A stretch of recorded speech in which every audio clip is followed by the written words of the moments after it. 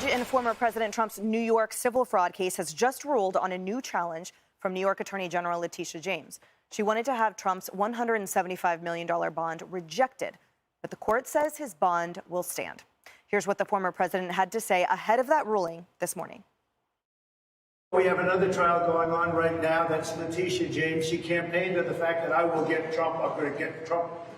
And it has to do with a bond of $175 million. She doesn't want me to participate with financial companies in New York. So we have a company, I guess, based in California. I put up $175 million in cash, and she's questioning the bonding company. Fox Business's Lydia Hugh is here with more. Lydia. Hi there, Emily. There have been many appearances and hearings before Judge Arthur Engoron during the course of this civil fraud trial. Many of them have been contentious, but this one stands out because the parties were surprisingly collaborative. The hearing lasted for about an hour, and during that time, the lawyers for Trump and the state attorney general's office came to an agreement about the bond. Now, questions had swirled around the company underwriting the bond. That's Knight Specialty Insurance Company. It always maintained that Trump posted cash as collateral to secure the bond. But the attorney general raised questions about how that account was managed and who had access to it and whether Knight Specialty could pay the bond if needed. So to address those concerns, here's what both sides agreed. The cash that Trump put up as collateral will remain as cash in a Charles Schwab account. Knight Insurance will have exclusive control of that account. No one will trade or withdraw the money. Knight Insurance and Trump will provide monthly statements to the attorney general's office and the court proving that the balance remains $175 million. We got to speak to attorney Alina Habba, who is counsel for the former president. Here's her reaction after the hearing. Ms. James wanted to argue and say that our cash somehow isn't green enough. 1 hour, the attorney general and that judge realized quickly that they had no idea what they were talking about. We came to an agreement that everything would be the same. We would modify terms, and that was it. This is where your taxpayer dollars are going. Breaking news. The former president is speaking. Court is over for the day. Let's watch. Thank you. And they call it a legal expense. That's the exact term they used, legal expense, in the books. And another thing that wasn't even said was we never even deducted it as a tax deduction. So that takes a whole vast. Most people want to deduct everything. We never even took it as a tax deduction. But they called a payment to a lawyer a legal expense in the books. They didn't call it construction. They didn't say you're building a building. It called a payment to a lawyer because, as you know, Cohn is a lawyer. Represented a lot of people over the years. Now, I'm not the only one. And wasn't very good in a lot of ways in terms of his representation. But he represented a lot of people. But he puts in an invoice or whatever, a bill, and they pay and they call it a legal expense. I got indicted for that.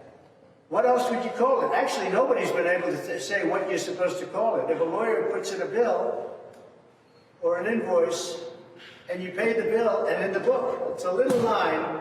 That's a very small little line. I don't know if you could even write more than 2 words. It's not like you could tell a life story.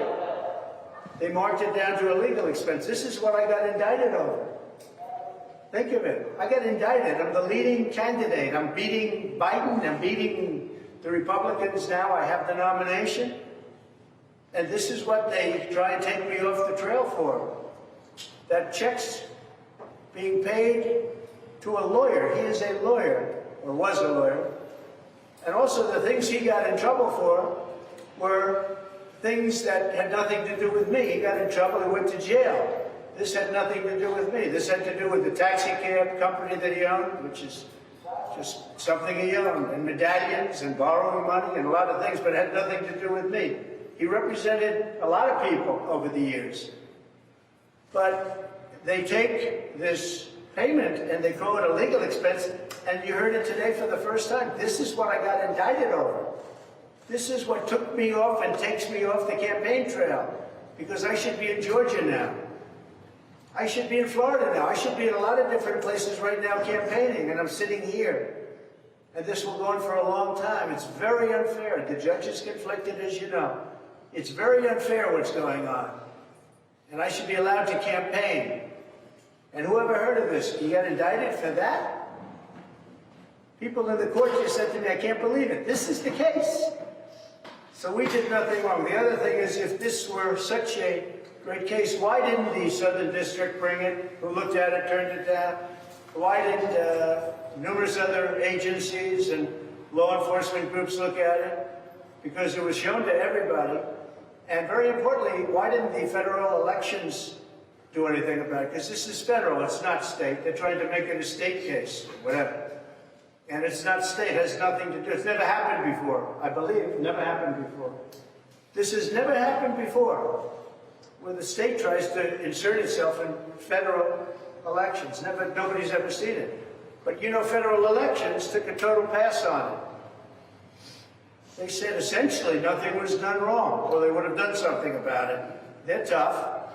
They would have done something about it. But they said nothing, and they said, we're going to take a pass. Because they couldn't even believe it. Actually, if you read their letter, they couldn't even believe it. They were incredulous. And yet, Bragg picks it up. Now, with Bragg, if you look, when he first came in, he didn't want to do it. He didn't want to do it. Now, when are they going to look at Pomerantz and what Pomerantz did? Because that's bad stuff. And when are they going to look at all the lies that Cohen did in the last trial? He got caught lying in the last trial. So he got caught lying, pure lying. And when are they going to look at that? Now, we'll go to another subject, because just a few blocks away, as you know, they had a trial on the $175 million. That's Letitia James. It's all coming out of the White House, by the way. And that's in front of Judge Engoron. And the judge really didn't know anything. He didn't know about collateral security. He said, supposing it goes down. Well, it doesn't go down because it's cash. I put up $175 million in cash, and we have a bonding company do it. And he challenged the bonding company that maybe the bonding company was no good. Well, they're good, and they also have $175 million of collateral, my collateral. But the judge didn't know anything about it. He didn't know what the $175 million cash meant. He had no idea what anything meant. And he had no idea what he did in the trial. And he charged me hundreds of millions of dollars on something where I'm totally innocent. But if you look at what happened today, Judge Engoron should not have done that trial. It should have gone to the business division, where they have complex business trials.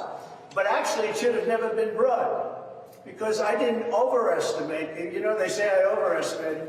If you look at the numbers, they're underestimated.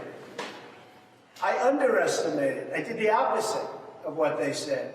And the reason that they tried to, and they did it for their own narrative, they valued $1 billion asset at $18 million. They valued other assets in as little, in order to build their narrative. They want to build a narrative. But if you look, and I have a complete record of what happened, Judge Engoron had no idea what was going on, didn't understand the most simple concepts. And this is the man that took a case, and this is why businesses they're moving out of New York, because they can't be subject to this. They'd be put out of business. They're moving out of New York because of it. But Judge Engoron had absolutely no idea what had happened. He didn't realize we put up 175. But when he found out we put it up, he said, what happens if it goes up or down? I said, it doesn't, or they said, it doesn't go up or down. It's cash that we put up, all cash. Very few people could do that. And the deal was approved with the Attorney General, if you can believe that. But the deal was approved. She just tried to embarrass everybody, and she tried to embarrass a very good bonding company by saying they weren't creditworthy. Well, they were creditworthy, and what was more important is they had as security $175 million that I put up. But the point here is that the judge had no idea what was happening.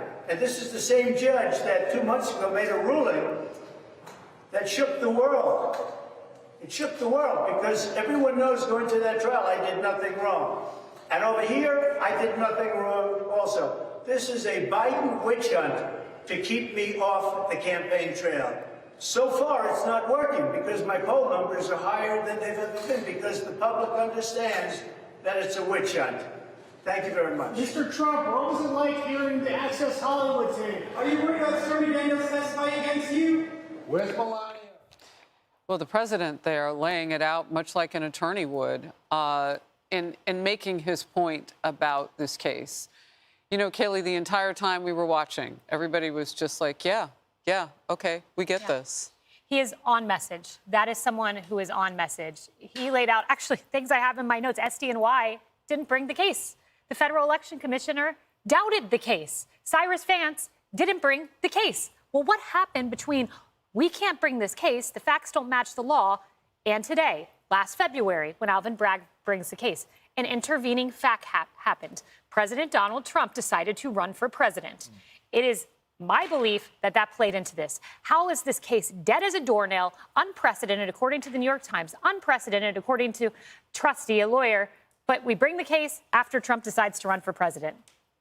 I leave that with you. You said something earlier this hour, and I know you've been looking for connective tissue with the current president to further those political points. Who was leading the opening statement today against the president? Matthew Colangelo, who used to be the number 3 under Merrick Garland at the Department of Justice. He left that cushy job at the Department of Justice to go be a line prosecutor in a city office. That shows how coordinated this is. It's not just him. In fact, there was a law firm here in New York City that's known as a Democrat law firm that handed over a few of its attorneys to help bring charges against Donald Trump. This is part of a widespread and coordinated effort, and I think everyone kind of knows it. But it is really interesting to me to see this man out there today, and you look at how so many Republicans can't even handle a minute of negative coverage from the media. And this guy has people attempting to bankrupt him, imprison him. You have actual House members trying to remove Secret Service protection from him. And he knows that if he were to just be no threat to the regime, it would all go away. And every day he gets out there and he keeps making his case. And that does a lot to explain why he is so beloved by so many Americans. Joey. Yeah, I want to go back to what you said about he's on message. And if you accept the premise that most of us on this couch accept, which is that what's happening in Georgia, the lawsuits in New York, and now this trial are politically motivated. They're geared towards helping President Biden win by defeating President Trump before he gets there.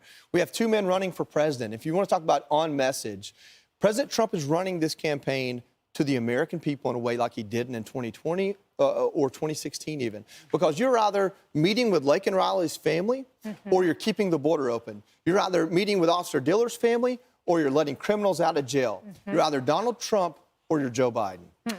Just a reminder where Donald Trump was this weekend. This weekend, he was in North Carolina celebrating the legacy of wounded veterans with Sarah Verardo and the Independence Fund, honoring her husband, Michael Verardo, and the struggle he's going through. So amidst this criminal trial and being just persecuted on all different levels, that man is still serving the public.